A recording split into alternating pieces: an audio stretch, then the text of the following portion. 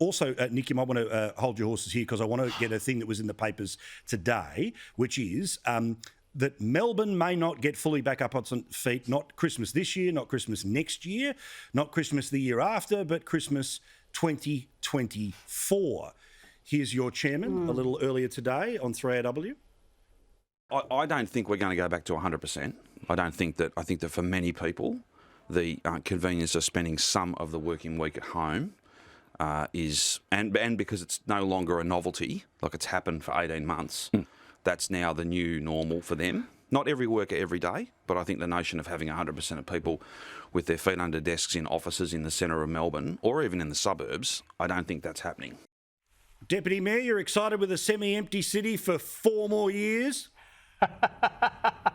Well, look, I agree with Daniel Andrews. It's not going to go back to 100%. It's going to go. It's going. Hang on a second. Let me finish. I didn't even have to listen. I agreed. I mean, Dan's lips move and I nod. Hey, that's Nicholas Rees for you. Could you just be quiet for a moment, please? I agree with the Premier.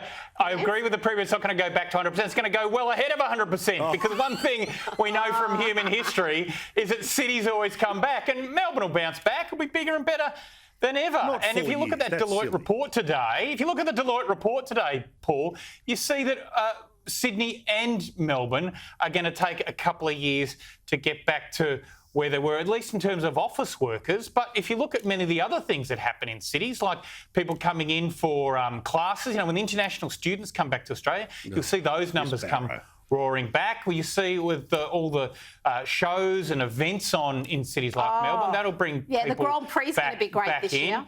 And so I have had great confidence that Melbourne will come roaring back, Paul, and I'll be delighted to take you to our favourite cigar bar and make the most of it. Well, a few of those roof-type bars that you two love have actually closed, including, was it Madame Brussels, which is, I'm told, a favourite.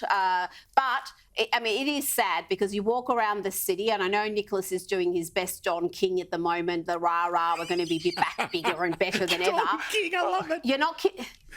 He needs the hair. I want the hair. The place is depressing at the moment. You walk around the centre of the CBD, and it's not so much a ghost town, but it's there's so many shops that are closed. There's so many businesses that are struggling. The ones that do have their doors open, there's nobody there.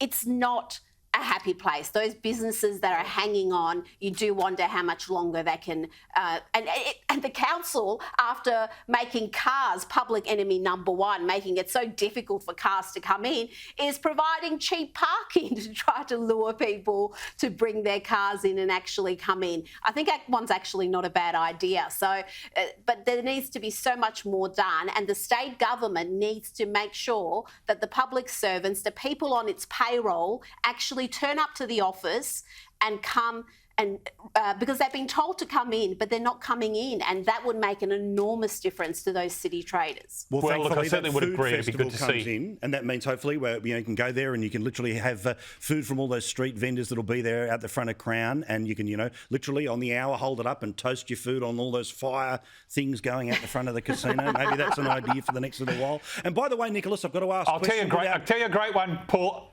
I've got to just tell you one thing. At the Queen Victoria Market on the weekend, we had a donut festival. And, Melbournians will turn up to anything. 30,000 people turned up to a donut festival at Queen Victoria Market. So I can tell you, there's going to be a lot more donut festivals happening in Melbourne over the next couple of years, Paul. And maybe, again, you could join me and we can eat a whole lot of donuts and then go and smoke a cigar somewhere. Just don't do it on the streets because, of course, we must ban more smoking in the middle of central Melbourne, but the injecting room, completely okay. I like the logic. But no, we'll be there. Don't worry, Nick. Always there.